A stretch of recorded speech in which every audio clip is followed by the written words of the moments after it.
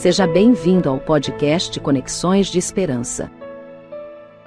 Este áudio é reprodução de leituras e reflexões diárias matinais de textos de Ellen White, feitas pelo pastor Carlos Alvarenga por videoconferência, através do aplicativo Zoom e transmitidas ao vivo pelo canal Conexões de Esperança no YouTube. Nosso desejo é que sua experiência com Deus seja enriquecida com o que você vai ouvir a seguir. Hoje as nossas considerações estão baseadas no capítulo 7 do livro Conselhos para a Igreja.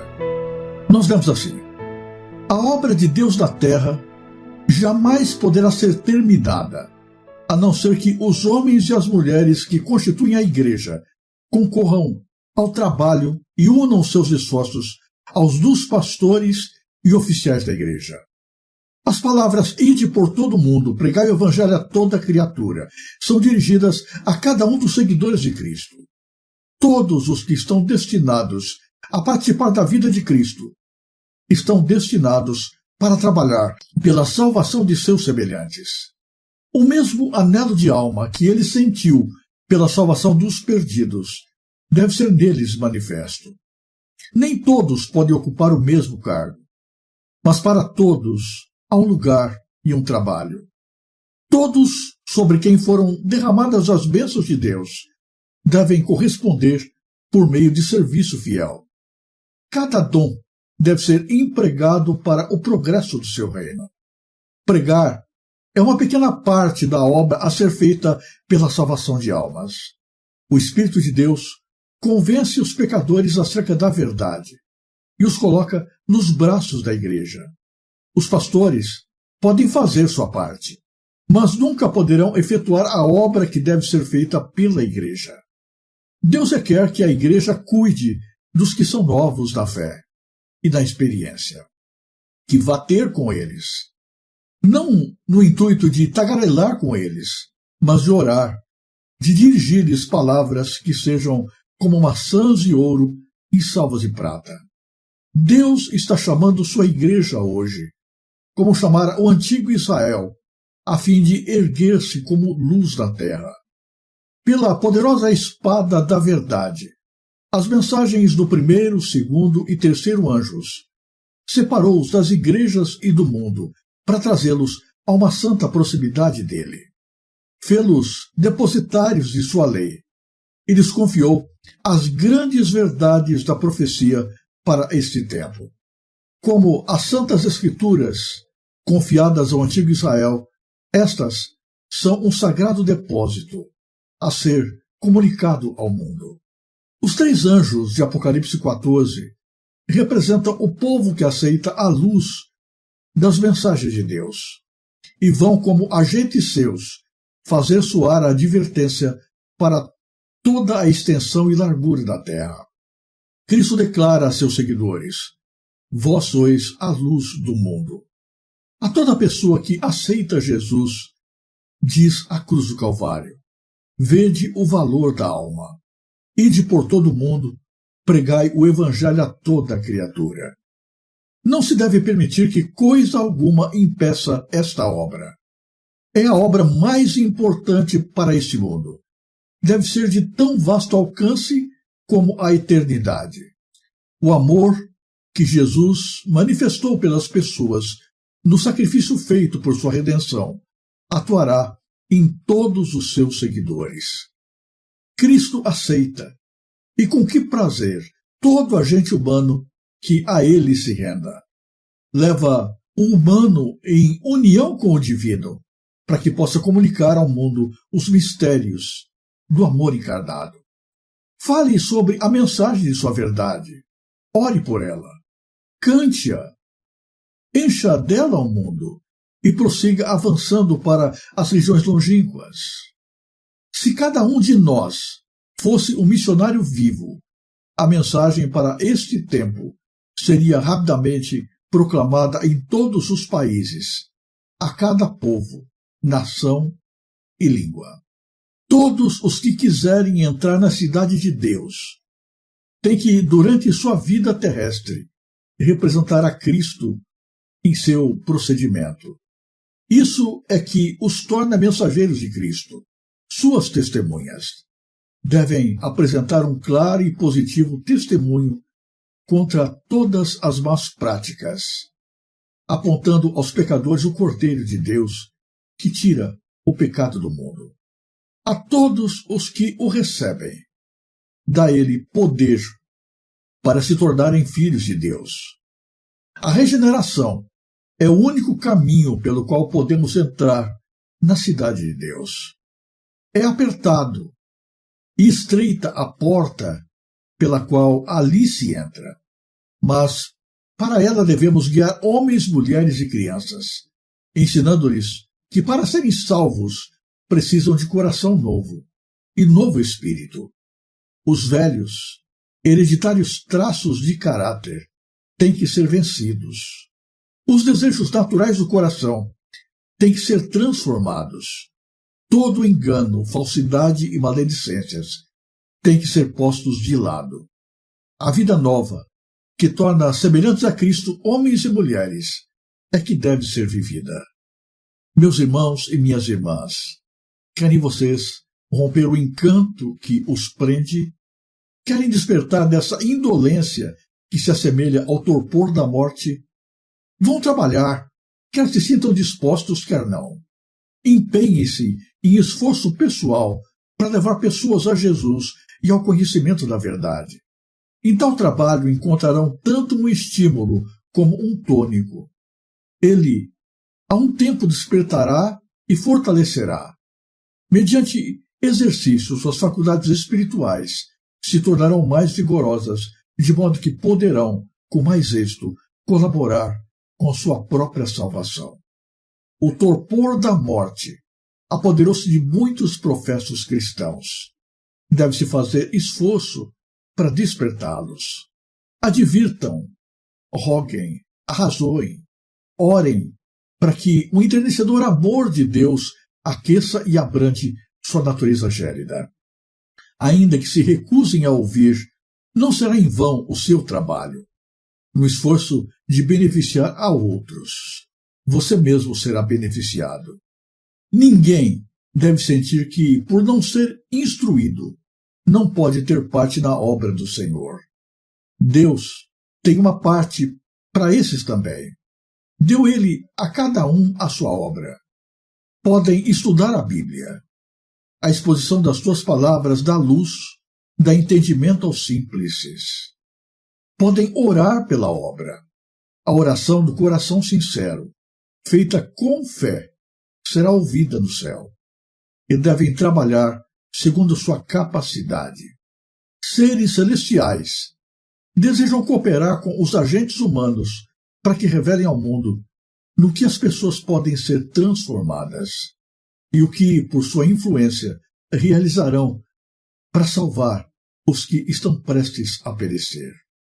Cristo nos pede que trabalhemos paciente e perseverantemente pelos milhares que estão a perecer em seus pecados, espalhados por todas as terras, como náufragos em praia deserta. Os que participam da glória de Cristo devem também partilhar de seu ministério, ajudando o fraco, o infeliz e o desalentado. Todo crente deve estar inteiramente comprometido com a Igreja. A prosperidade da Igreja deve constituir-lhe o primeiro interesse. E a menos que se sinta sob sagradas obrigações de tornar sua ligação com a Igreja mais um benefício para ela do que para si mesmo, ela passará muito melhor sem ele. Está ao alcance de todos fazer alguma coisa pela causa de Deus. Pessoas há que despendem grandes quantias para luxos desnecessários, satisfazem os próprios apetites, mas consideram grande carga contribuir com seus recursos para a manutenção da Igreja. Estão dispostos a receber todo o benefício de seus privilégios, mas preferem deixar os outros que lhe paguem as contas. A Igreja de Cristo bem pode ser comparada a um exército. A vida de todo soldado é de labuta, de dificuldade e de perigo. por todos os lados, a inimigos vigilantes, dirigidos pelo príncipe das potestades das trevas, o qual jamais cochila, nem abandona seu posto. Sempre que um cristão esteja despercebido, este poderoso adversário faz um súbito e violento ataque. A menos que os membros da igreja estejam ativos e vigilantes, serão vencidos pelos seus ardis. Que seria se metade dos soldados de um exército estivesse ociosa ou adormecida? Quando viesse a ordem de estar a postos, o resultado seria derrota, cativeiro e morte. Se algum deles escapasse das mãos do inimigo, seria ele considerado digno de recompensa? Não. Bem depressa receberia a sentença de morte. E se a Igreja de Cristo é descuidosa e infiel, acham-se envolvidas consequências muito mais importantes. Um exército de soldados cristãos adormecidos. Que poderia ser mais terrível? Que avanço poderia ser feito contra o mundo que está sob domínio do príncipe das trevas? Os que, no dia da batalha, se põem indiferentemente na retaguarda, como se não tivessem interesse nem sentissem responsabilidades quanto ao resultado da luta, melhor seria que mudassem de atitude ou deixassem imediatamente as suas fileiras. Esta mensagem é forte e poderosa, mas é difícil de ser ouvida e aceita. Vivemos numa geração em que Satanás, de maneira ardilosa, tem mudado na mente e no coração das pessoas o conceito de igreja. Para as pessoas comuns, hoje, ir à igreja é uma atividade para receber bênçãos, para buscar favores e graças. Vão à igreja para voltarem abastecidas para as lutas da vida. Mas na visão divina, a igreja é muito mais do que isso. A igreja é um instrumento nas mãos de Deus para a salvação das pessoas que estão em trevas no mundo. Jesus morreu na cruz. Fez por nós o que ninguém mais poderia fazer. Derramou o seu sangue e deu a sua vida. Mas a obra da salvação não terminou aí. Ela precisa agora ser levada a cada coração. E Deus não escolheu para isso anjos que estão lá no céu, mas seres humanos de carne e osso, que são chamados a fazer parte da igreja. A igreja é o exército de Jesus, que luta as suas batalhas, que trabalha incansavelmente, noite e dia, pelos interesses do Senhor. Estar na igreja não é apenas uma atividade para ouvir boas músicas, alimentar a alma com bons sermões, receber uma boa influência, fazer amizades e encher o coração. Estar na igreja é aceitar a missão de fazer parte de um exército que luta as batalhas de Deus, de um exército que está totalmente envolvido na guerra final contra o mal. Ser membro de igreja não é buscar benefícios próprios, mas é viver de tal maneira que a igreja se torne melhor pela nossa presença, que a igreja seja beneficiada por aquilo que podemos fazer ou acrescentar. Se eu vou à igreja simplesmente com interesses egoístas e não estou disposto a fazer nada em prol da causa do Mestre, se eu vou apenas para receber e nunca para contribuir ou para dar, a igreja estaria muito melhor sem a minha presença. Eu me torno um peso morto e mais atrapalho do que ajudo. Isto é solene. Ninguém tem desculpa para cruzar os braços. Ninguém tem desculpa para ficar de fora. Assim como um soldado no campo de batalha não pode omitir-se de lutar junto com seus companheiros em prol da vitória e da causa comum, nós não podemos deixar de estar empenhados, envolvidos e interessados nos interesses da igreja. Ah, pastor, mas eu não sei pregar. Eu não sei falar. Eu tenho dificuldade para dar estudos bíblicos. Deus tem uma missão para cada um de seus filhos. Deus nos deu dons, e esses dons, dados pelo Senhor, precisam ser descobertos por nós e desenvolvidos, para que sejam usados para sua honra e glória. Dom escondido não é dom que, na verdade, traga seu propósito e valor. O dom precisa ser aperfeiçoado. E cada um de nós, na nossa esfera, temos alguma coisa que podemos fazer.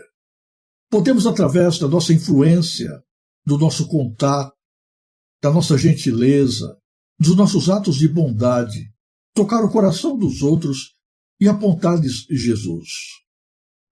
Há uma tarefa simples que nós temos a oportunidade de realizar e que nos dias atuais está sendo grandemente negligenciada, que é nos aproximarmos dos recém-batizados.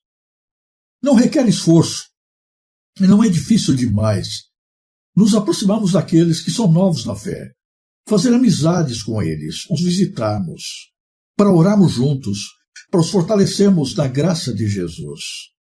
Isso é importante. E poucos hoje estão fazendo. O que as pessoas recém-batizadas mais reclamam é que recebiam interesse da igreja apenas enquanto se preparavam para o batismo. Quando foram batizados, parece que todo o interesse ficou para trás. Deus espera o nosso envolvimento. Há uma obra que você precisa fazer. Não há como excusar-se dela.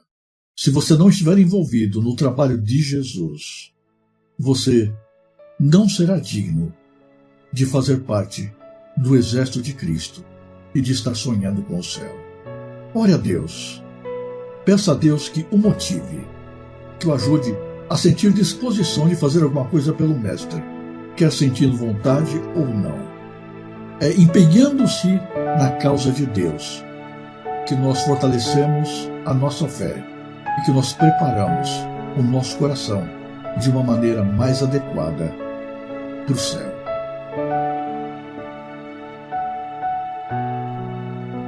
Se você apreciou este áudio, inscreva-se no canal para continuar conosco nesta jornada de crescimento espiritual.